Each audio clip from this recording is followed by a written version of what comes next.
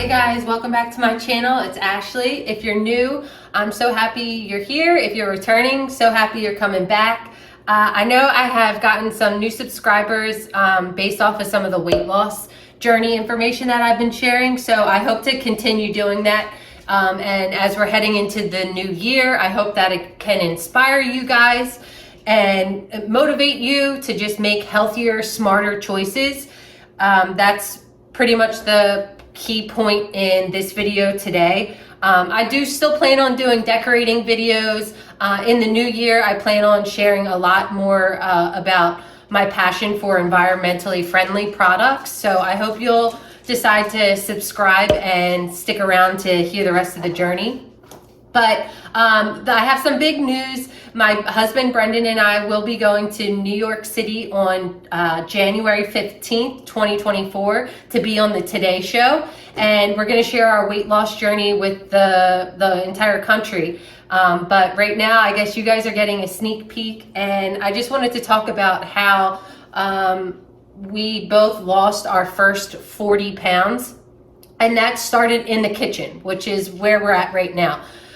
You need to make intentional and mindful, healthy decisions regarding what you bring into your house. So if you're the person that goes to the grocery store, that job is going to be on you. What you're bringing into your house is up to you, right? So you're in control of that. You're in control of the entire weight loss journey. It all boils down to you wanting to do this. And if you're wanting to do it, the number one thing that my husband and I will both tell you to do is to get rid of all the crap. And for us, we went to the snack closet and threw away or donated and got rid of anything that was not good for you. And if you open up our cabinet today, it might seem a little bit boring, but when the urge comes to snack or do something like that, we only have healthy choices in front of us to pick from. There's no temptation. So eliminating the temptation is hard. It's extremely hard when you're walking down the grocery store aisles, which is why my number 2 tip today is going to be avoid the middle aisles of the grocery store.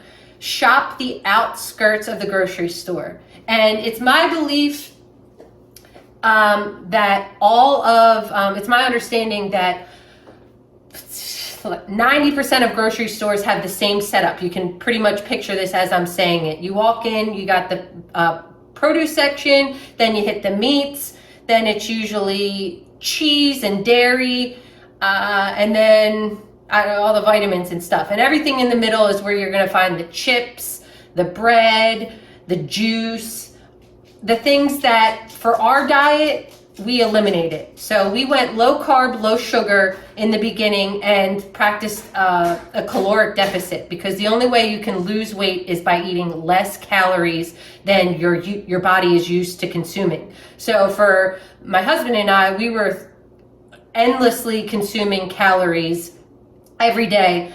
And, we had to eat far less than that for our bodies to start to change from that.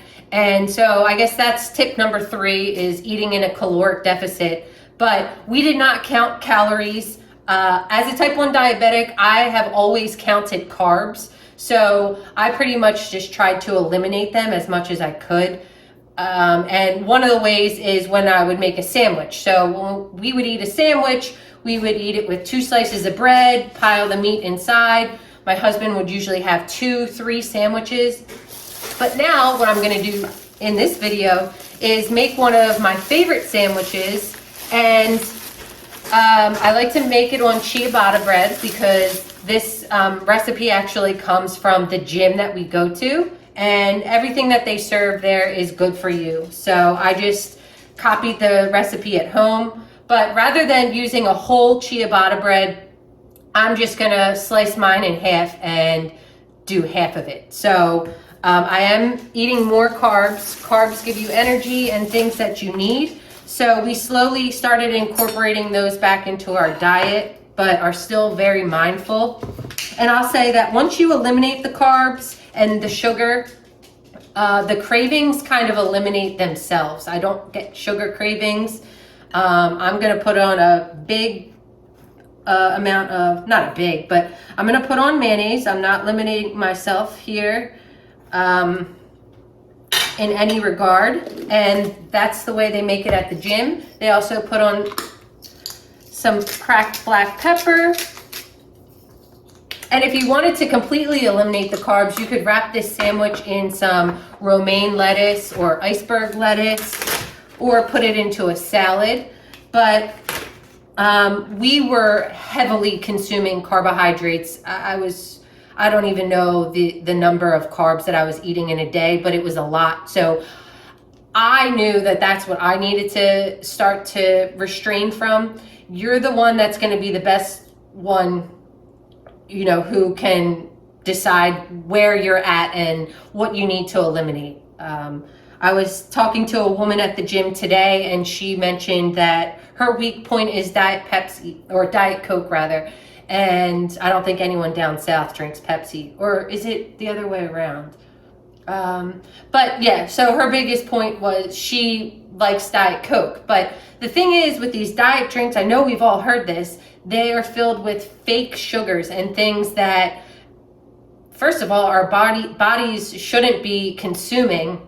And second of all, they trick your brain into thinking you want more sugar. So normally when you open up a Diet Coke, for me, I would probably want to follow that up with something salty, the sweet and salty thing there. And I would drink a Diet Coke every so often, maybe like once a day, maybe every other day. When I would go to the grocery store, I would usually treat myself to a Coke. But eliminating the diet drinks, we have always been good about drinking water here. And that's water, like that comes out of the faucet here, in case you can't understand my accent. But yeah, I don't know why I'm still holding this piece of cheese. I'm going to put this on the sandwich. I'm using some mild cheddar cheese.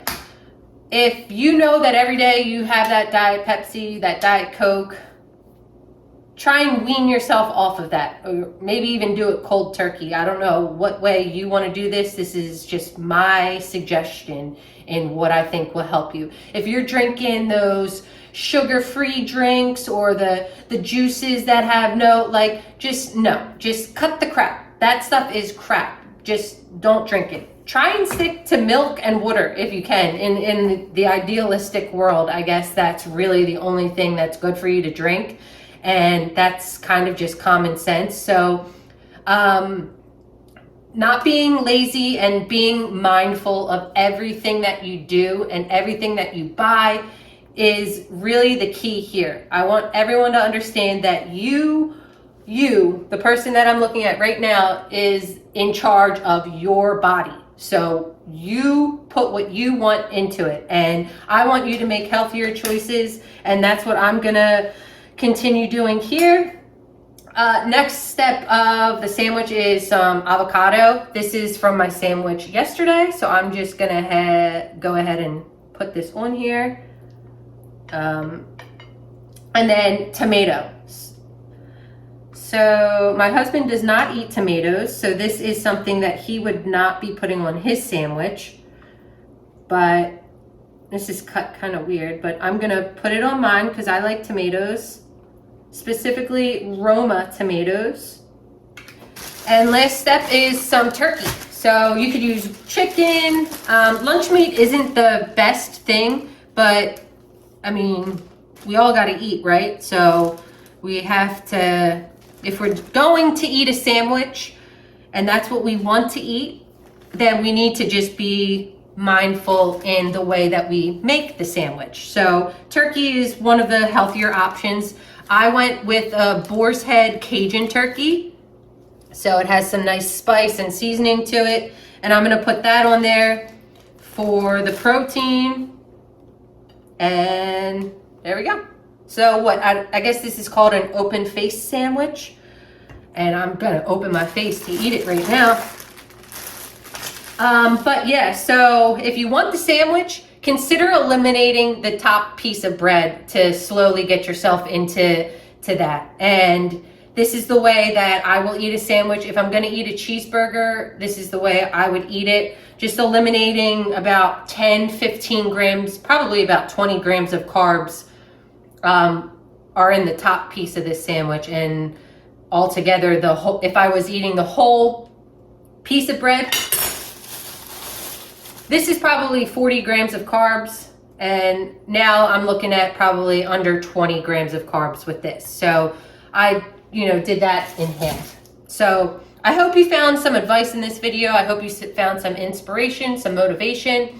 And I did want to show my before picture right here. So we've recently had articles featuring our before and after photos. So I thought now would be a good time to share with y'all, the viewers that are watching this channel, my before picture. So I was 225 pounds in March of 2023.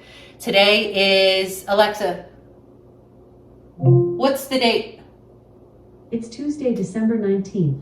Tuesday, December 19th, I weigh 155 pounds. I have lost 70 pounds, and the first 40 pounds started in the kitchen. It wasn't until we lost those 40 pounds that we signed up for the gym. After we signed up for the gym, I started building muscle, and that allowed me to lose more weight. But the first 40 pounds for both my husband and myself started by changing our diet in the kitchen, and that starts with you. All right, guys, I hope you're having a great day, and remember, being perfect is boring. So I'll see you in the next one. Have a good day. Happy holidays.